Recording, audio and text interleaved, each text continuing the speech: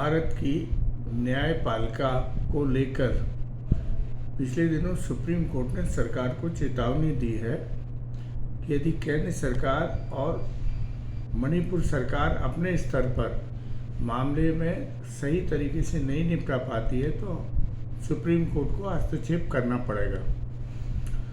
बहुत दिनों बाद यह देखने में आया है कि जब न्यायपालिका सक्रिय हुई है, लेकिन हमें अपने बचपन से लेके और अभी तक जो 8-10 सालों में न्यायपालिका की जो सक्रियता है वो पहले की तुलना में बहुत कम हो गई है। हम लोगों को ये सिखाया गया है, बताया गया है कि न्यायपालिका सर्वोच्च है और वो विधायिका कार्यपालिका के ऊपर नियंत्रण करती है।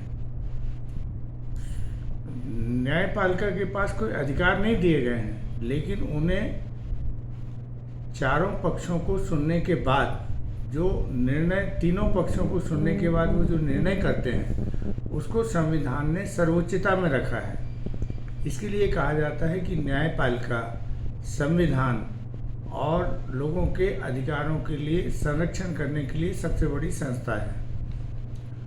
मैंने देखा कि पूर्व प्रधानमंत्री इंदिरा गांधी को जब उनके ऊपर एक याचिका लगाई गई थी चुनाव को लेकर, तो उन्हें हाईकोर्ट, इलाहाबाद हाईकोर्ट में जाके अपने बयान दर्ज कराने पड़े और उनका जो चुनाव अवैध घोषित हुआ था वो मात्र 2 मामूली कारणों से हुआ था कि प्रधानमंत्री रहते हुए जो उनका मंच बनाया गया था उसका पैसा ना तो कांग्रेस पार्टी ने दिया था ना उनने दिया था। दूसरा, एक उनके निजी सहायक उनकी सभा में साथ थे, तो केवल निजी सहायक उस मंच पे होने के कारण इलाहाबाद हाई कोर्ट ने प्रधानमंत्री पद पर रहते हुए इंदिरा गांधी का चुनाव अवैध घोषित किया था। यह बात बहुत कम लोगों को मालूम है, क्योंकि सब लोग बताते हैं कि चुनाव उनका अवैध घोषित हुआ था और उन्होंने प्रधानमंत्री पद पर बने रहने के लिए आपातकाल लगाया था। लेकिन चुनाव अवैध किन कारणों से हुआ था? यदि हम उस नैतिकता की तुलना करें राजनेताओं की और हाई कोर्ट और सुप्रीम कोर्ट जैसी संस्थाओं की, कि कितने स्वतंत्र थे, किस तरह के नैतिक थे और कैसी अपनी जिम्मेदारियों को समझते थे, इससे सारा शासन, प्रशासन और विधायिका एक दूसरे के दबाव में बेहतर ढंग से काम करती हैं। यह माना जाता है कि 60% से ज़्यादा मामले सरकार के खिलाफ होते हैं और अदालतों के ऊपर जनता को इसलिए विश्वास होता है कि अदालतें दोनों या तीनों पक्षों को सुनने के बाद जो भी निर्णय करेंगी तो वो सभी के हित में होगा। लेकिन पिछले कुछ वर्षों में न्यायपालिका कहीं ना कहीं सरकार के दबाव में काम करती हुई नज़र आ रही है। तो सरकार को मदद पहुंचाने का काम जो न्यायपालिका ने करना शुरू कर दिया या जो बचाव का काम कर दिया, उसमें आम आदमी उपेक्षित महसूस हो रहा है कि उसको उसकी बात सुनी नहीं जा रही है। कई साल तक मामले नहीं लग रहे हैं, बड़े संवेदनशील मामले हैं जिनसे उसका पूरा जीवन और परिवार बर्बाद हो जाता है। ऐसे सारे मामले भी असंवेदनशील तरीके से न्यायपालिका में उनकी सुनवाई नहीं हो रही है। अब बात करें 370 की, तो 370 की सुनवाई 3.5 साल बाद हो रही है।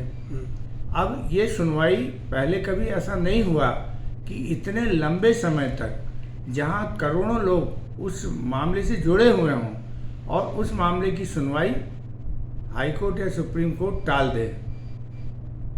ऐसा कभी नहीं हुआ कि बहुत सारे मामलों में हाई कोर्ट और सुप्रीम कोर्ट ने बंद लिफाफे में सरकार से उनका जवाब लेके और याचिका को खारिज कर दिया।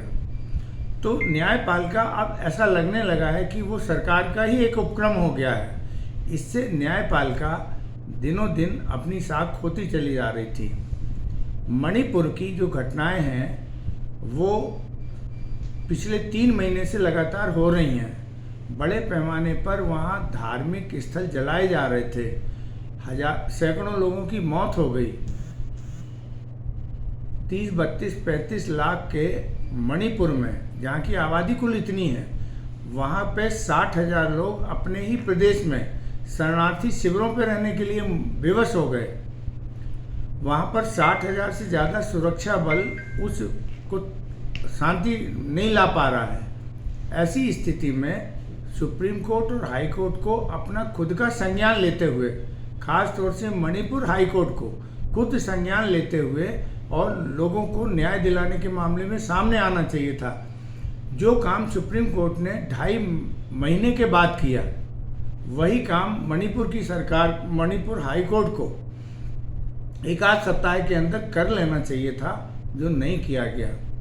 अच्छी बात है कि पहली बार CJI चंद्रचूड़ साहब ने इस मामले में संज्ञान लिया, और संज्ञान लेने के ऐसे सैकड़ों मामले भारतीय न्यायिक इतिहास में हैं कि जब सरकारें या प्रशासन द्वारा यदि ढील ढाल बरती गई तो हाई कोर्ट और सुप्रीम कोर्ट ने रात में भी या अखबारों में छपी हुई खबरों को संज्ञान में लेते हुए उस मामले की सुनवाई कर और सरकार और व्यवस्था को इस बात के लिए बाध्य किया कि वो लोगों को राहत पहुंचाने का काम करें। एक बार फिर सुप्रीम कोर्ट ने आशा जगाई है, और निश्चित रूप से सुप्रीम कोर्ट ने जो किया है कि उन्होंने संज्ञान लेते हुए और मणिपुर सरकार से, केंद्र सरकार से अपना दावा मांगा है, जानकारियां मांगी हैं, तो लोगों को फिर से एक आशा और विश्वास की आस जगी है कि अब यदि हाई कोर्ट और सुप्रीम कोर्ट इसी तरीके से सजग हो जाएंगे तो नागरिकों के मौलिक अधिकारों के साथ साथ जो सरकारों की जिम्मेदारी है, उस सरकारें अपनी जिम्मेदारी पूरी करने के लिए पहले से ज़्यादा सजग होंगी। उनकी भी जिम्मेदारियां तय की जाएं, और यदि वो गैर जिम्मेदार होते हैं तो अदालतों द्वारा उन्हें दंडित भी किया जाना चाहिए। और यदि ऐसा भारत की न्यायालयों से होने लगा तो निश्चित रूप से हम अपने मौलिक अधिकारों और संवैधानिक अधिकारों की सुरक्षा कर पाएंगे। 7 मिनट।